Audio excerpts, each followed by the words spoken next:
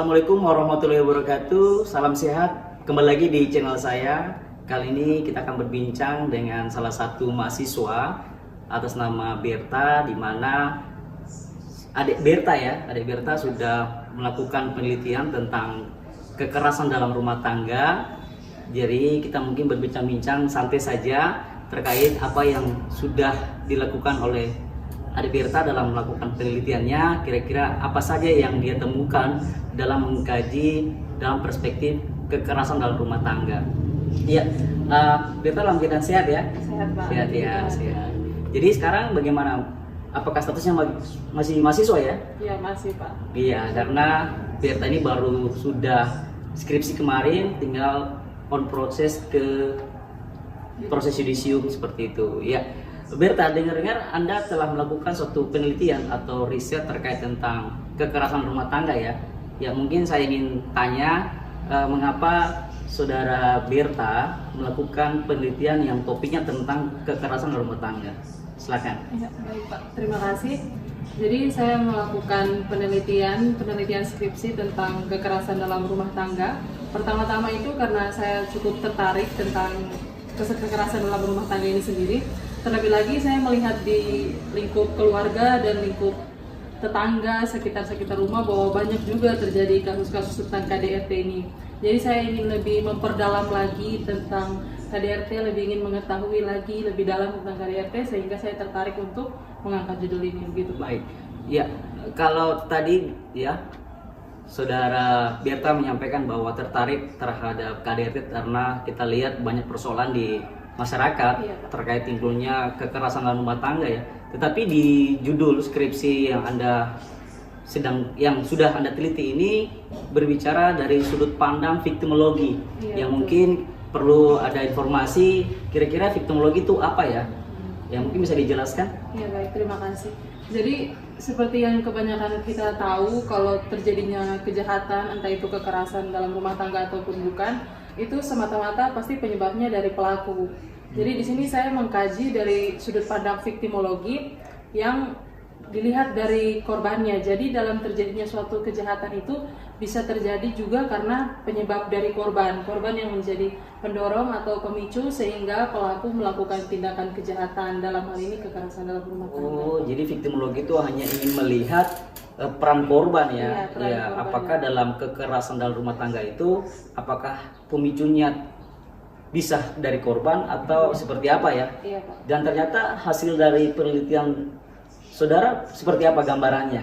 Iya, dari hasil penelitian saya di lokasi penelitian di Polres Merauke dan P2TP2A, di situ saya juga mewawancarai beberapa narasumber dan mereka mengatakan bahwa kasus yang terlapor juga sebagian besar itu ada faktor pemicu dari korbannya sendiri. Jadi bukan semata-mata seperti contoh pelaku tiba-tiba melakukan kekerasan terhadap istrinya tanpa ada penyebab apapun. Jika ditanya, diwawancarai, digali lebih dalam lagi, ternyata itu karena ada faktor pendorong atau faktor pemicu dari korban sendiri yang mengakibatkan kekerasan dalam rumah tangga yang menimpa dirinya sendiri begitu Pak. Iya, jadi ada data ya, yang Anda dapatkan baik dari Polres sendiri, terkhususnya mungkin di unit PPA ya, dan juga di P2TP2A seperti itu ya. Nah, berarti kalau memang ternyata pemicunya ini juga bisa dari korban itu sendiri. Nah, kira-kira dari hasil ya penelitian di lapangan dari saudara Berta, kira-kira untuk ya mengurangi angka kekerasan rumah tangga, terkhususnya mungkin kejadian yang ada di wilayah Kabupaten Merauke ya, kira-kira perlu ada upaya apa yang harus dilakukan agar ke depan lagi kekerasan rumah tangga itu sudah tidak ada lagi seperti itu? Jadi dalam penelitian saya kemarin, penelitian skripsi, di situ juga saya membahas tentang upaya-upaya perlindungan hukum. Di dalamnya ada penal dan non penal. Seperti yang kita ketahui, penal ada mediasi, non penal ada sosialisasi. Mungkin selama ini sosialisasi yang dijalankan oleh unit PPA ataupun P2TP2 itu hanya menyoroti ke pelakunya, tapi pada saat melakukan sosialisasi itu tidak memberikan saran atau memberikan materi bahwa sebenarnya penyebab-penyebab dari KDRT juga itu bisa berasal dari korban itu sendiri. Jadi mungkin kurang pemahaman lagi ke masyarakat gitu. Masyarakat ya. Ya, apakah perlu adanya upaya dari pemerintah untuk meminta ya lebih peran lagi aktif dari tokoh agama atau tokoh masyarakat seperti itu? Oh iya, berhubung kemarin pada saat saya melakukan penelitian juga, saya menambah sumber data dari tokoh-tokoh agama, ada 3 tokoh agama yang saya wawancarai, dan mereka mengatakan juga bahwa ada peneguhan-peneguhan secara rohani sendiri, seperti mungkin memberikan khotbah, memberikan peneguhan di gereja, di masjid, begitu Pak. Oh seperti itu ya? Iya. Ya supaya lebih efektif Iya. lagi ya, seperti itu. Nah, kalau kita lihat mungkin dari KDRT tadi, kita ketahui ya bahwa ada aturannya, yaitu Undang-Undang Nomor 23 ya tahun 2004 tentang penghapusan kekerasan rumah tangga. Iya. Tentunya. Nah, kira-kira di dalam undang-undang tersebut itu mengatur apa saja terkait tentang kejahatan KDRT itu?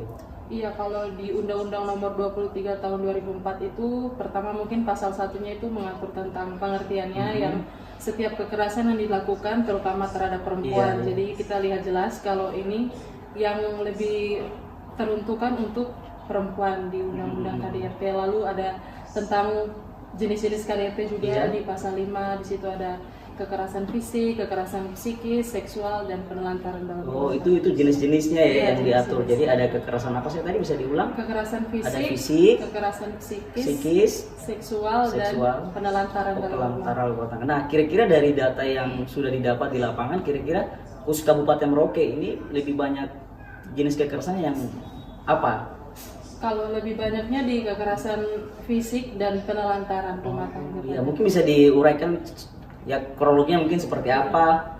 Kalau menurut data yang saya ambil Iya. dari Polres Merauke maupun dari P2TP2 itu banyak yang saya baca, yang saya lihat sendiri kalau penyebabnya itu beragam, misalnya dari ekonomi yang kurang memadai sehingga terjadinya penelantaran dalam rumah tangga. Juga yang tadi saya bahas kasus tentang KDRT yang dari sudut pandang viktimologi, itu juga sebagian besarnya tuh kekerasan fisik. Kekerasan fisik ya. Iya. Ya, jadi ada pelantaran maupun kekerasan fisik tadi ya. Nah, kira-kira tadi karena tadi disampaikan bahwa dari sudut pandang viktimologi ya, viktimologi bahwa ada peran korban situ ya, karena ada interaksi antara pelaku dan korban. Nah, dari data yang didapat kira-kira kok bisa sampai korban itu menjadi pemicu?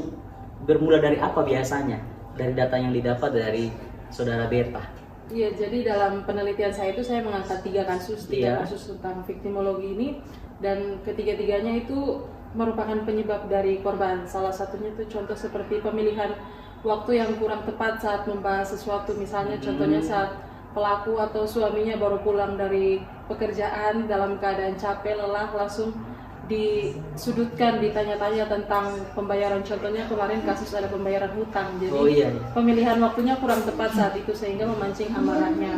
Lalu ada juga saat masalah-masalah yang terjadi di antara suami istri ini, akhirnya yang sang istri keluar dari rumah gitu Pak. Jadi suaminya datang untuk menjemput istrinya, namun istrinya tidak mau. Itu kan terjadinya di banyak orang. Jadi iya, pasti ada suaminya malu juga, ada desakan untuk melakukan kekerasan. Jadi saat ia memaksa istrinya untuk pulang, namun istrinya tidak mau, ia menampar istrinya di situ. Berarti ini pesan sebenarnya bahwa timbulnya suatu kejahatan itu terkhususnya KDRT ini memang ya karena ada salah satu yang memancing yang memancing timbulnya suatu kejahatan, sehingga memang ke depan ini harus kita masing-masing harus menahan emosi, kurang lebih seperti itu ya, apalagi kalau dalam lingkup keluarga ya. Ngomong-ngomong, Berta sudah berkeluarga atau belum ini? Belum Pak. Oh belum ya, tapi nanti ya kalau sudah jadi sarjana hukum baru. Tapi jangan menjadi pemicu lagi timbulnya KDRT seperti itu. Ya, kira-kira kalau tadi sudah disampaikan ya banyak terkait soal upayanya maupun tadi kejahatan yang sering timbul ya. Nah berarti teori dari viktimologi itu berarti benar atau tidak benar itu ketika diterapkan dalam ruang lingkup dari kekerasan rumah tangga tersebut? Kalau menurut saya teorinya benar Pak, karena seperti yang kita ketahui kalau pengertian viktimologi itu sendiri kan membahas tentang peranan korban, hubungan antara korban dengan pelaku, interaksi antara korban dengan pihak-pihak terkait. Jadi di sini kita lihat juga bahwa dalam kasus KDRT ada hubungan antara korban dengan pelaku dan juga ada peranan korban itu sendiri dalam timbulnya kasus KDRT yang terjadi Pak. Seperti itu ya. Iya, saya banyak mendapatkan kabar bahwa kebanyakan ketika korban melapor ke, dalam hal ini mungkin Polres Merauke ya, itu banyak aduan itu dicabut kembali ya oleh si pelapor tersebut. Nah kira-kira itu ada problematika apa di situ sehingga kenapa mereka sampai mencabut aduannya? Mungkin bisa dijelaskan? Iya baik Pak. Jadi saat saya melakukan penelitian di 2 lokasi penelitian yakni P2 TP2 dan Polres Merauke, di sana juga ada perbedaan jumlah data Pak. Jadi betul. Di P2 TP2A itu jumlah datanya lebih banyak dibandingkan dengan di Polres Merauke. Iya.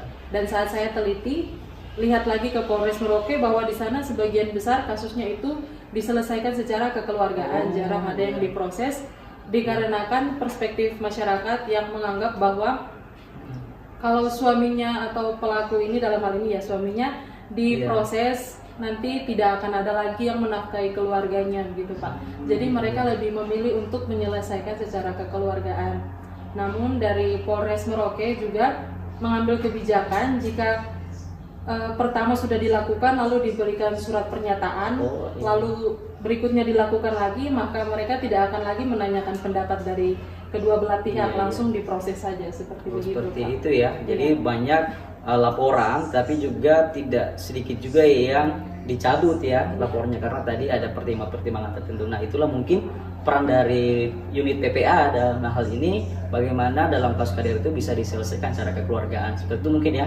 Sehingga nanti solusinya tadi bahwa dalam upaya meminimalisir kekerasan rumah tangga ini, maka peran dari tokoh agama, tokoh masyarakat ya bisa tidak di dalam proses itu, proses taruhlah penyelidikan itu dari unit PPA mengundang dari tokoh agama dan tokoh masyarakat untuk meminta masukan dalam tahap proses penyelidikan. Iya baik Pak. Jadi selama ini saya sudah tanyakan juga ke Polres Merauke, tapi Polres Merauke jarang mengundang tokoh agama untuk melakukan sosialisasi bersama-sama, tapi lebih mengundang ke P2 TP2.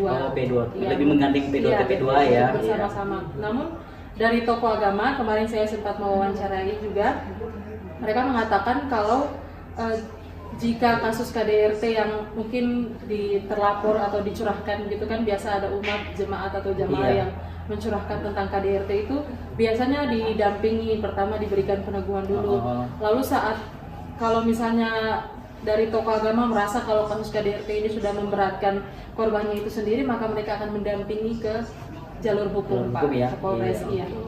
Ya mungkin supaya sahabat ya bisa yang mungkin lagi menonton ini bisa mengetahui terkait soal pemahaman tentang jenis kejahatan. Saya kembali lagi, nah di situ kalau tidak salah ada jenisnya kekerasan seksual.